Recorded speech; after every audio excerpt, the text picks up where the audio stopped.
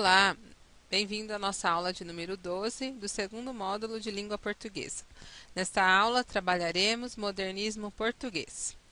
Semelhantemente ao contexto que antecedeu o modernismo brasileiro, em Portugal também os artistas estavam se mobilizando no início do século XX.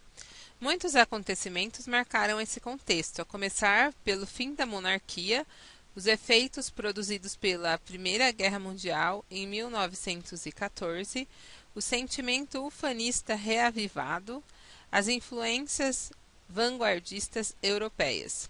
Todos esses acontecimentos intensificaram a necessidade de mudança já existente no cenário cultural. Assim, a partir de 1910, começaram a surgir em Portugal algumas publicações que discutiam as novas propostas. A primeira delas foi a revista Águia, de 1910.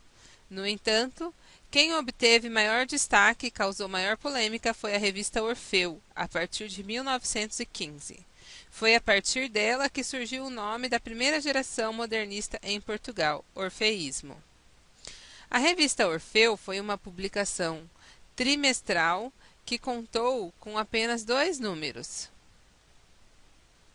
Embora breve, foi de uma existência bastante intensa e reuniu material resultante da convivência de artistas que problematizaram a produção artística e cultural da época, propondo uma nova abordagem.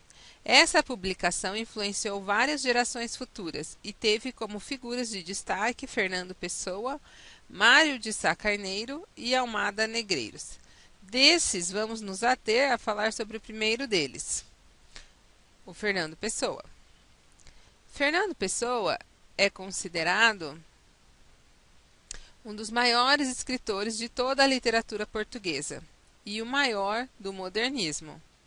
Além da sua genialidade no que se refere aos aspectos que envolvem o movimento modernista lusitano, o escritor é conhecido e muito estudado pelo fenômeno que o caracteriza, a heteronímia.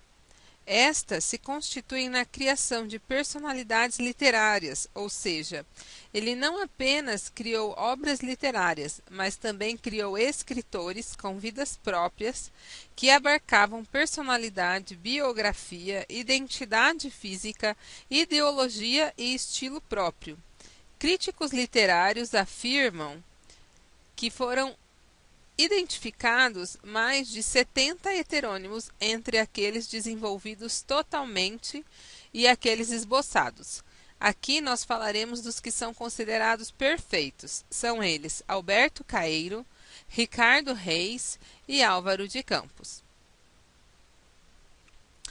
Para falar de heteronímia, embora já a tenhamos definido no slide anterior, nada melhor do que o próprio Pessoa.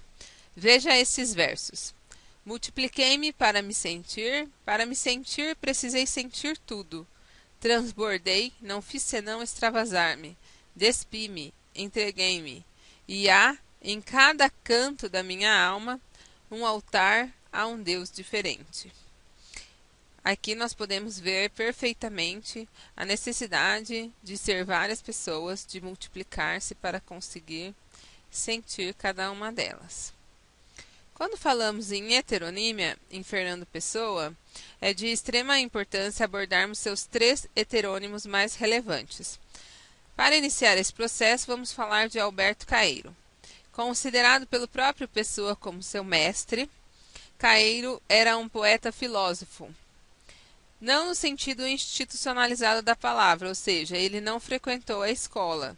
Muito pelo contrário, ele era de extrema simplicidade, e ele gostava muito do contato com a natureza, de ter sensações, e não apenas de falar sobre elas.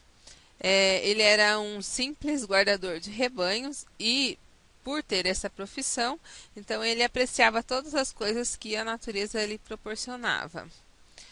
Já o segundo heterônimo, Ricardo Reis, possuía uma personalidade diferente, o que influenciava sua produção literária diretamente. Ele era bastante clássico, vinha de uma formação acadêmica formal e rígida, com amplo acesso à cultura.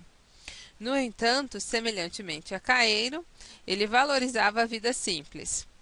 Algo que o afligia era ter consciência da decadência do ser humano, assim como da efemeridade da vida, ou seja, como que a vida do ser humano passa muito rápido. O terceiro, denominado Álvaro de Campos, é o último dos heterônimos. Ele é o que tem maior identidade com o modernismo. Isso se deve ao fato da grande influência futurista que esse heterônimo sofreu. Ele era engenheiro, extremamente cosmopolita, apaixonado pela cidade, com o espírito do mundo moderno. Isso é possível verificar nos poemas que ele escreveu por meio das palavras máquinas, velocidade, multidão, e como que ele constrói uma dinamicidade por meio dessas mesmas palavras. Para finalizar, vamos falar do Fernando Pessoa ortônimo, ou seja, o que vem a ser um ortônimo? É quando nós falamos do próprio poeta, quando o poeta fala por ele mesmo com a sua personalidade. Dentro do que é considerado ortônimo, sua principal característica é o projeto de reconstrução lusófona, ou seja, a retomada da construção de um nacionalismo que o poeta considerava esquecido. Assim, é o tom de Mensagem, obra publicada em 1934. Sua segunda obra, chamada de Cancioneiro, é mais lírica. Então a gente tem essas duas obras atribuídas à própria pessoa do Fernando Pessoa, né? Então Mensagem será de um cunho mais nacionalista, como se fosse uma obra mais épica, e Cancioneiro uma obra mais lírica. Agora que já estudamos bastante, vamos praticar um pouco? Nossa segunda atividade é uma questão adaptada também de concursos vestibulares. Ela nos apresenta um trecho poético de Alberto Caeiro. Ele diz assim: aquela senhora tem um piano que é agradável, mas não é o correr dos rios, nem o murmúrio que as árvores fazem. Para que é preciso ter um piano? O melhor é ter ouvidos e amar a natureza. O Guardador de Rebanhos, Alberto Caeiro, 11. Logo após, nos faz a seguinte proposição: assinale a alternativa que não se aplica ao poema acima. Alternativa A. A análise do poema revela um lirismo instintivo e espontâneo, sem qualquer idealização ou mitificação. Alternativa B. Pode-se concluir que o poeta é basicamente sensorial e que a sua relação com o mundo surge dos sentidos.